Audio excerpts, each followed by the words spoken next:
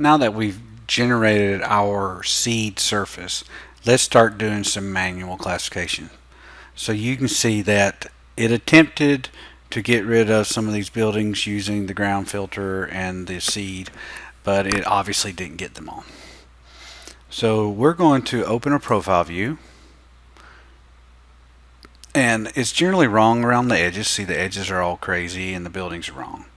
So what we can do is let's draw a profile through here, and let's make it pretty wide so we can see what's going on.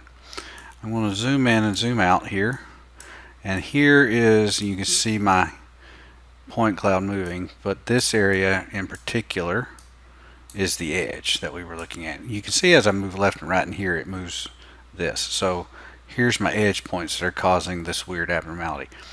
In here are these tools that allow you to begin manual classifying. Above a line, below a line, within a distance of a line, and then some paintbrushes that you can swipe. So what I'm going to do is begin classifying above a line, and I'm going to set the destination back to unclassified number 1.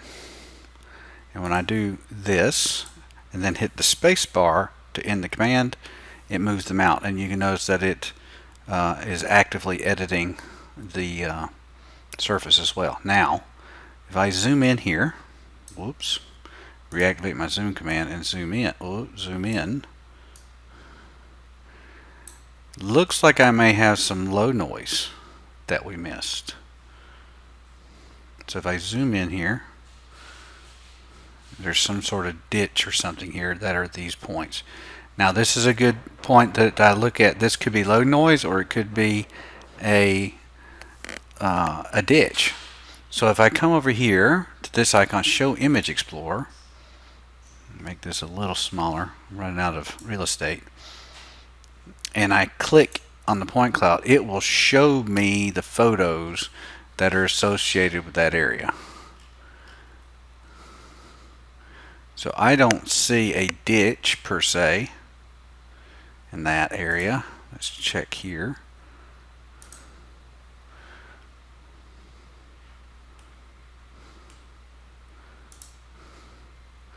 This might be a little ditch right here, so I think that's actually good data, so let's leave it alone. And we'll just continue working our way around the edge here and manually classifying out that data. So let's reactivate that and draw a profile line. I'm going to go the opposite direction this time and get wide enough that I can see all that. And you can see this noise here. So I'm going to do above a line, going to 1, and I'm just going to draw me a line through here. And I can end this command at any time to move them out.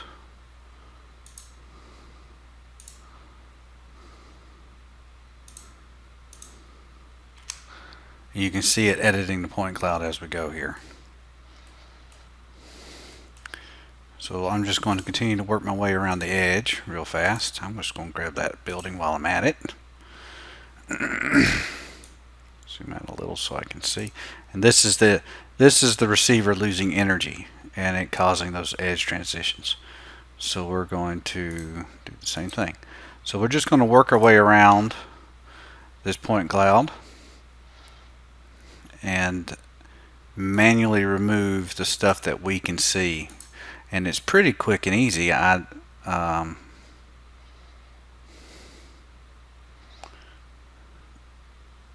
Compared to other programs for removing this data. So I mean, obvious what is wrong here. So these yellow ones may or may not be ground. You have to be careful when you're zoomed this far out. And I'm going to right click. Whoops, I ended my command. Let's do that again, shall we?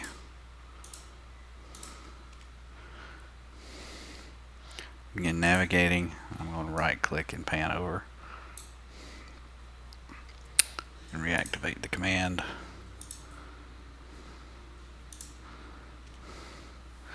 Get rid of that. here, and looks like I've got most everything. So let's do one more to the middle here.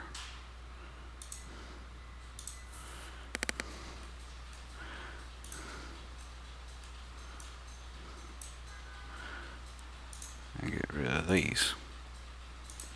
And you would just continue doing this to all across your area, getting rid of high points or low noise. I don't think I have, let me close my profile. I don't see anything that's just screaming low noise.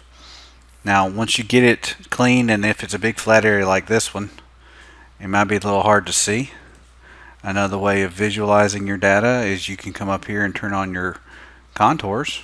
So I'm going to turn on contours. And if I control and click the contours, I'll open the dialog box here. So I'll change this to 1 foot intervals. And hit apply and OK. And cancel. And I can, depends on if you can, you're used to looking at contours or if you just want to look at the color ranges.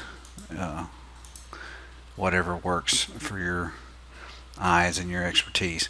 And in my case, it looks like I've got all the data out. So that's it for this type of manual editing. It's pretty straightforward and pretty easy, and that's how you can remove them from profile.